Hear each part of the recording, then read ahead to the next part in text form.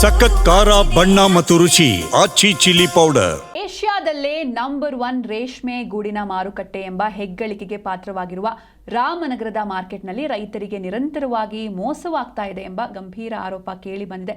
ಪ್ರತಿನಿತ್ಯ ನೂರಾರು ಟನ್ ವಹಿವಾಟು ನಡೆಯುವ ಇಲ್ಲಿ ರಿಟೇಲರ್ಸ್ಗಳು ಹಾಗೂ ಅಧಿಕಾರಿಗಳ ಶಾಮೀಲ್ನಿಂದ ಹಗಲು ದರೋಡೆ ನಡೀತಾ ಇದೆ ಅಂತ ರೈತರು ತಮ್ಮ ಆಕ್ರೋಶವನ್ನು ವ್ಯಕ್ತಪಡಿಸಿದ್ದಾರೆ.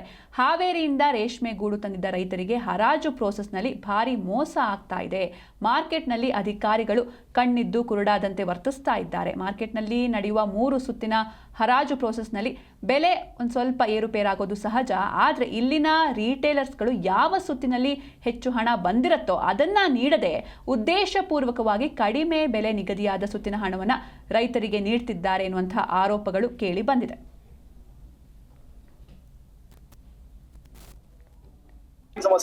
ಬಂದ್ ಸರ ಒನ್ನೆ ಬೀಟ್ ಹಾಕಿ ಸರ, ಒನ್ನೆ ಬೀಟು 771 ಹಾಕಿ ಸರ.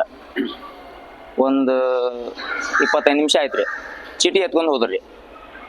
ಚೀಟಿ ಎತ್ಕೊಂಡು ಹೋದ್ರು. ಇವರು ಅಮಾಯಕರು ಸರ, ಅವ್ರಿಗೆ ಏನು ಗೊತ್ತಿರಲಿಲ್ಲ. ನಮ್ಮನ್ನು ಕೇಳಿದ್ರೆ ತಡಿ ಬರ್ತಾರೇನ ಅಂತ ಹೇಳಿದ್ವಿ. ಯಾಕಂದ್ರೆ ನಾವು ನಮ್ಗೆ ಗೂಡು ತುಂಬ್ತಾ ಇದ್ವಿ, ಗೂಡಿನ ಆರ್ಭಟ ಆಯ್ತು. ನೆಕ್ಸ್ಟ್ ಇವರು ಹೋಗಿ ಬರಲಿಲ್ಲ ಅಂತ ಅವ್ರು ನೋಡಿ ಹೋಗಿ ಬೇರೆ ಬಿಲ್ ತೊಗೊಂಬಂದ್ರು ಸರ. ಪಾಸ್ಬುಕ್ ಕೊಟ್ಟು ಬೇರೆ ಬಿಲ್ ತೊಗೊಂಬಂದು ಆ ಬಿಲ್ಗೆ 650 ರೂಪಾಯಿ ರೇಟ್ ಹಾಕಿದ್ರು. ಸರ್ ಕಡೆ ಬಂದ್ವಿ.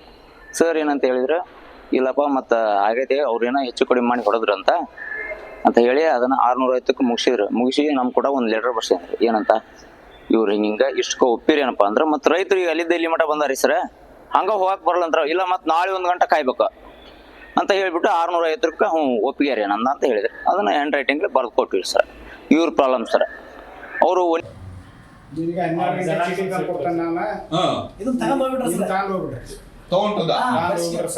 ಬಾಳ ಅವ್ರು ವ್ಯಾಪಾರ ಮಾಡ್ರೆ ಬಾಳ ಗೋಲ್ಮಾಲ್ ಎಲ್ಲ ಪೂರ್ತಿ ಎಲ್ಲ ರೈತರಿಗೆ ಅಧಿಕಾರಿಗಳು ಏನಿಲ್ರಿ ಇವ್ರು ಸರ್. ಒಂದ್ ಹೇಳ್ತೀನಿ ಕೇಳಿ, ಅಧಿಕಾರಿಗಳಿಂದ ಅವ್ರೆಲ್ಲ ಗೋಲ್ಮಾಲ್ ಮಾಡಕ್ ಸಾಧ್ಯ ಇಲ್ಲ. ಅರ್ಥ ಆಯ್ತಾ? ಈಗ ಏನ್ ರೇಟ್ ಕೂಗವ್ರೆ ನೀವ್ ಹೇಳಲ್ಲ, ಸಾಹೇಬ್ರ ಹೇಳ್ತಾರೆ ಏನ್ ಗೊತ್ತಾ, ಏನೋ ಒಂದೇ ಬಿಟ್ಟು ಈಗ ನೀವ್ ಯಾಕೆ ಕೊಡಕ್ ಹೋಗ್ತೀರಾ? ಅದಕ್ಕೆ ಅಧಿಕಾರಿಗಳು ಎಸ್, ನೋಡ್ತಾ ಇದ್ದೀರಾ ನೀವು ಕೂಡ ದೃಶ್ಯಗಳಲ್ಲಿ. ಅಂದರೆ ಉದಾಹರಣೆಗೆ ಒಬ್ಬ ರೈತನ ಗೂಡು ಮೊದಲ ಸುತ್ತಿನಲ್ಲಿ ಕೆಜಿಗೆ 771 ರೂಪಾಯಿಗೆ ಹರಾಜಾದಾಗ ಅದನ್ನು ರದ್ದುಗೊಳಿಸಿ 2ನೇ ಸುತ್ತಿನಲ್ಲಿ ಕೇವಲ 650 ರೂಪಾಯಿಗೆ ಫಿಕ್ಸ್ ಮಾಡಲಾಗಿದೆ. ಅಂದರೆ ಕಡಿಮೆ ಯಾವಾಗ ಇದು ಬಿಡ್ ಆಗುತ್ತೆ, ಹರಾಜಾಗುತ್ತೆ, ಆ ರೇಟನ್ನು ಇವರು ಫಿಕ್ಸ್ ಮಾಡ್ತಿದ್ದಾರೆ.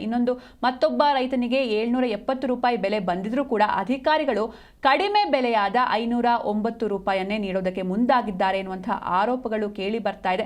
ಅಂದರೆ ಕಡಿಮೆ ಹರಾಜಿನ ಪ್ರೋಸೆಸ್ನಲ್ಲಿ ಬೆಲೆ ಏರುಪೇರಾಗೋದು ಸಹಜ. ಆದರೆ ಇಲ್ಲಿ ಬೇಕು ಅಂತಾನೆ ಇಲ್ಲಿನ ರಿಟೇಲರ್ಸ್ಗಳು ಯಾವ ಸುತ್ತಿನಲ್ಲಿ ಹೆಚ್ಚು ಹಣ ಬಂದಿರುತ್ತೋ ಅದನ್ನು ನೀಡದೆ ಉದ್ದೇಶಪೂರ್ವಕವಾಗಿ ಕಡಿಮೆ ಬೆಲೆ ನಿಗದಿಯಾದ ಸುತ್ತಿನ ಹಣವನ್ನು ರೈತರಿಗೆ ನೀಡ್ತಿದ್ದಾರೆ ಅನ್ನೋದು ರೈತರ ಆರೋಪ.